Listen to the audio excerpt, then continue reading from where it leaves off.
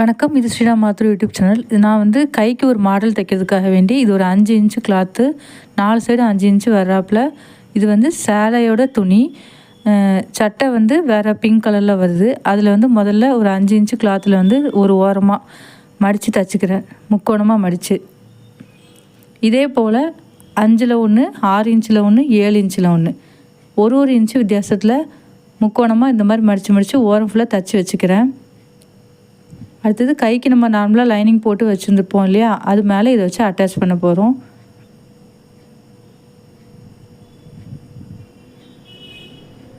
இதுக்கு வந்து நீங்கள் சாரீ ஓரத்தில் மொத்தத்துலேயே நீங்கள் பெரிய துணி, இதில் பெரிய முக்கோணம் எந்த அளவு வருது, 7 இன்ச்சுன்னா 7 இன்ச் அளவுக்கு மொத்தமாக நீளமாக வெட்டி எடுத்துட்டிங்கன்னா அதுக்குள்ளேயே நீங்கள் மித்த எல்லாமே கட் பண்ணி எடுத்துக்கலாம். சாரியை ரொம்ப வேஸ்ட் பண்ணணும்னு அவசியம் இல்லை. நிறைய துணி எடுத்தால் சேலைக்கு வந்து உள்ளே மடிக்கிறதுக்கு பற்றாமல் போயிடும். ப்ளவுஸ் துணியில் நிறைய இருந்தால் அதுலேருந்து எடுத்துக்கலாம். சேம் கலரும் தைக்கலாம். நான் வந்து ப்ளவுஸ் கலர் வேறு, இது வந்து சாரியோட கலர், அதுலேருந்து தான் கட் பண்ணி எடுத்திருக்கேன். இப்போ இந்த 3ஐயும் நம்ம அடிக்கடிக்கு பார்த்துக்கலாம், கரெக்டாக எப்படி இருக்குது அப்படிங்கிறத பார்த்துட்டு அதுக்கப்புறம் நம்ம தைச்சி விட்டுடலாம். எவ்வளோ அளவு வித்தியாசத்துலன்னு மடித்து பார்த்துட்டு நான் மேலே மட்டும் எக்ஸ்ட்ராவாக அந்த ப்ளவுஸ் துணியில் ஒரு பார்டர் எடுத்து 4ஆவதாக ஒன்று மேலே வைக்கலாம் அப்படின்னு பார்த்தேன். வச்சு பார்த்துட்டு நமக்கு ஓகேனா வச்சுக்கலாம், வேணான்னா கூட விட்டுடலாம். இப்போ நான் ப்ளவுஸ் கலர் வந்து பிங்க்கு, அது முடித்த உடனே நான் அந்த நூலை மாற்றிட்டு, ஏன்னா இதில் தையல் மேலே வரும், அதனால் அதோட கலர் நான் போட்டுக்கிறேன். தையல் வெளியில் தெரிகிறாப்புல இருக்கும், லைட்டாக தான் தெரியும், இருந்தாலும் நம்ம அதே கலர் கரெக்டாக போட்டுக்கலாம். போட்டுட்டு இந்த மாதிரி நேருக்கு கரெக்டாக தைச்சி விட்டுட்டு அதே போல் அடுத்த கையிலையும் வச்சு தைச்சிடலாம். தைக்கிறதுக்கு முன்னாடி கரெக்டாக எப்படி அளவு பார்க்கலாம் அப்படின்னா, அந்த முக்கோணமாக மடித்ததை திருப்பி மடித்து அந்த மேலே நேராக இந்த சின்னதாக ஒரு நாச் கட் பண்ணிக்கிட்டோன்னா நம்ம ப்ளவுஸோட சென்ட்ரு கட் பண்ணுவோம்ல, அதே போல் இதுக்கும் கட் பண்ணி எல்லா பீஸுக்குமே அது மாதிரி நம்ம கட் பண்ணிக்கலாம். அதே போல் ப்ளவுஸ்லேயும் நடுவில் நம்ம கட் பண்ணியிருப்போம் இல்லையா கையில்,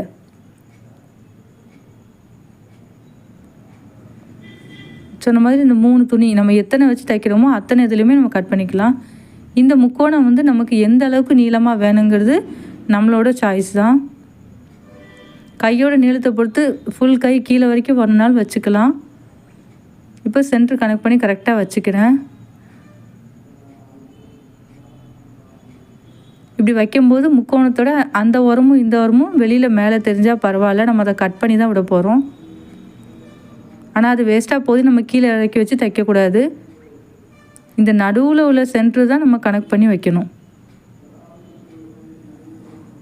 இப்படி வைக்கும்போது நம்ம மடித்ததெல்லாம் மடிப்பெல்லாம் ஒரு பக்கமாகவும், அந்த 2ஆக ஃபோல்டு பண்ணி அந்த ஓப்பன் மாதிரி தெரியல அதெல்லாம் ஒரு பக்கமாக வர்றாப்பில் வச்சா இன்னும் கொஞ்சம் அழகாக இருக்கும். இந்த மாதிரி சின்ன சின்ன விஷயங்கள் பார்த்து பார்த்து நம்ம வச்சோன்னா நல்லா வந்துடும்.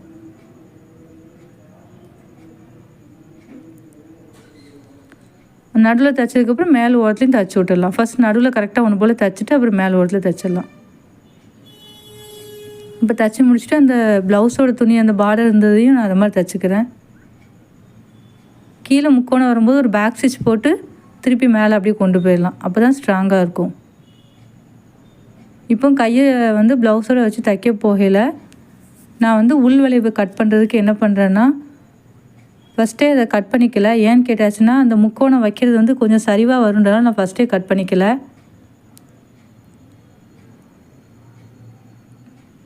இப்போ என்ன பண்ண போகிறோன்னா, எவ்வளோ ஹானம் வேணுமோ அதில் லைன் போட்டுட்டு அதை இதில் உள்ளே ஏற்றி வச்சு தைச்சிட்டு அதுக்கப்புறம் கட் பண்ண போகிறேன். இந்த மெத்தட் வந்து நம்ம வந்து ஃப்ரில் வச்சு தைக்கிறதுலேயும் அடுக்கடுக்காக சுருக்கு வச்சு பஃப் கை தைப்போம் இல்லையா, அதுக்கும் இதே மாதிரி நம்ம பண்ணலாம்.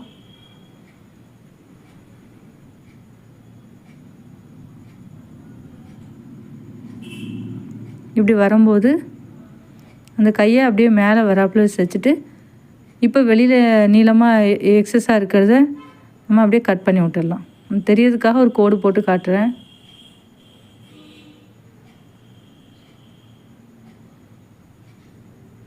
இப்போ இதோட அடுத்த கை தைச்சி காட்டும்போது இன்னும் கொஞ்சம் ஈஸியாக புரியும். எவ்வளோ தூரம் நம்ம உள்ளே கட் பண்ணுவோமோ அவ்வளோ தூரம் ஏற்றி வச்சு தைச்சிட்டு அதுக்கப்புறம் கட் பண்ணிக்கலாம். இதே மெத்தட் வந்து நம்ம வந்து கவனிக்காமல் உள்ளே வெட்டாமல் தைச்சிட்டோனாலும் புதுசாக பழகிறவங்க அப்படி என்கிட்ட கிளாஸ்க்கு வர பிள்ளைங்க அந்த மாதிரி பண்ணுவாங்க. சாதாரணமாக உள்வளைவு வெட்டாமல் தைச்சிருவாங்க. அப்படி இருக்கும்போது நம்ம லைட்டாக அந்த மாதிரி கட் பண்ணி விட்டுக்கலாம். அப்படி 2 சேர்த்து சமமாக தைச்சிருந்தாங்கன்னா நம்ம வந்து இந்த அளவு இல்லாமல் கொஞ்சம் கம்மியாக கட் பண்ணிக்கிட்டோன்னா ஓகேயா இருக்கும். உள்ளே ஏற்றி தையலை போட்டு அதுக்கப்புறம் கட் பண்ணிக்கலாம். தைச்சி முடித்த ப்ளவுஸஸ்லுமே அந்த மாதிரி பண்ணிக்கலாம். இது நம்ம முதல்ல கரெக்டாக வச்சுக்கிறதுனால என்ன பண்ணுறோன்னா இப்போது அந்த கையை கீழே வச்சு இதை மேலே வைக்கும்போது தனியாக தெரியும் என்ன பண்ணியிருக்கேன் அப்படின்னு. உள்வளைவுக்குள்ள இடத்த விட்டு அதுக்கு லைன் பண்ணிவிட்டு அந்த இடத்துல கரெக்டாக வச்சு தைச்சிட்றேன். இதே மெத்தட் நிறைய ப்ளவுஸ்க்கு நம்ம யூஸ் பண்ணலாம். முக்கியமாக பஃப் கை ப்ளவுஸ்க்கு வந்து ரொம்ப யூஸ்ஃபுல்லாக இருக்கும். உள்வளைவு தைக்க மறந்துட்டாலும் கொஞ்சம் உள்ளே இப்படி தள்ளி தையலை போட்டுட்டு அப்புறம் நம்ம வெட்டி விட்டுக்கலாம். ஏன்னா உள்வளைவு கட்டாயம் தைச்சே ஆகணும். தைக்கலாட்டினா ப்ளவுஸ் நல்லா இருக்காது.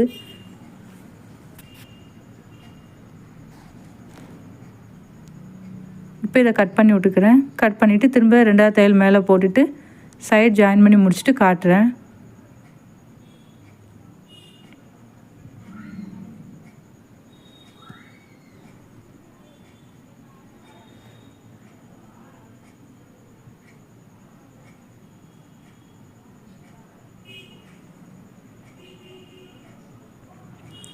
இந்த முக்கு முடிகிற இடத்துலலாம் ஒரு பாசி வச்சுக்கலாம். இல்லைன்னா வீட் பீடு ஆரியில் வந்து கோதுமை பீடுன்னு சொல்லுவோம் இல்லையா, அந்த இது வச்சுக்கலாம். இல்லை ஒரு ஸ்டோன் இது நல்லா தைச்சிட்டோன்னா ஒரு ஸ்டோன் ஒட்டி கூட விட்டுக்கலாம். நம்ம பாசி வச்சு தான் தைக்கணும்னு அவசியம் இல்லை. ஏன்னா இதில் நல்ல பேக் ஸ்டிச் போட்டு தைச்சிருப்போம். அதனால் ஒரு ஸ்டோன் கூட ஒட்டிக்கலாம். ஒட்டி முடிச்சுட்டு கழுத்துக்கு என்ன லேஸ் வச்சுருக்கோமோ அதே லேஸ் கை ஓரத்துலேயும் வச்சுக்கலாம். பார்டர் திக்காக இருந்தால் வேணானாலும் விட்டுடலாம். நான் சின்னதாக ஒல்லியாக அந்த லேஸ் கொடுத்துக்கிறேன். ஏன்னா கழுத்து ஓரத்தில் வச்சுருக்கிறதுனால இங்கேயும் அதே இது வைக்கணுங்கிறதுக்காக வைக்கிறேன்.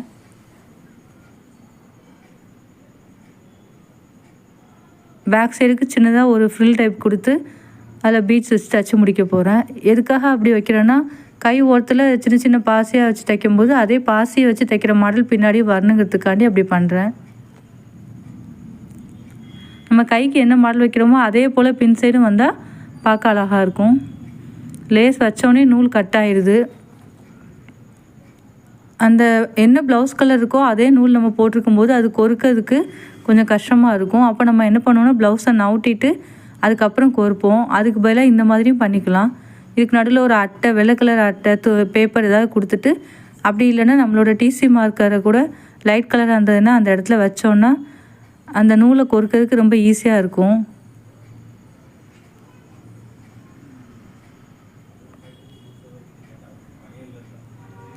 இப்போ பின்னாடி இதுக்கும் பாசி வச்சுட்டேன், கைக்கும் பாசி வச்சு முடிச்சுட்டு ப்ளவுஸை கம்ப்ளீட் பண்ணி முடிச்சாச்சு. முடிச்சதுக்கப்புறம் இந்த மாதிரி தான் இருக்குது. இது வந்து ப்ளவுஸ் கலர்லேயே தைக்கிறாமல் சாரீ கலர் எடுத்து கொடுத்துட்டு, அது மட்டும் இல்லாமல் அந்த மேல் முக்குலையும் வந்து ப்ளவுஸோட பார்டரை வச்சு கொடுத்துருக்கேன். இந்த மாதிரி பண்ணும்போது ப்ளவுஸ் துணி பத்தலைனாலும் நம்ம இதை வச்சு தைச்சிக்கலாம். தைச்சி முடிச்சதுக்கப்புறம் இந்த மாதிரி தான் வந்திருந்தது. இந்த வீடியோ பிடிச்சிருந்தா உங்களுக்கு யூஸ்ஃபுல்லாக இருந்தால் லைக் பண்ணுங்கள். தேங்க்ஸ் ஃபார் வாட்சிங்.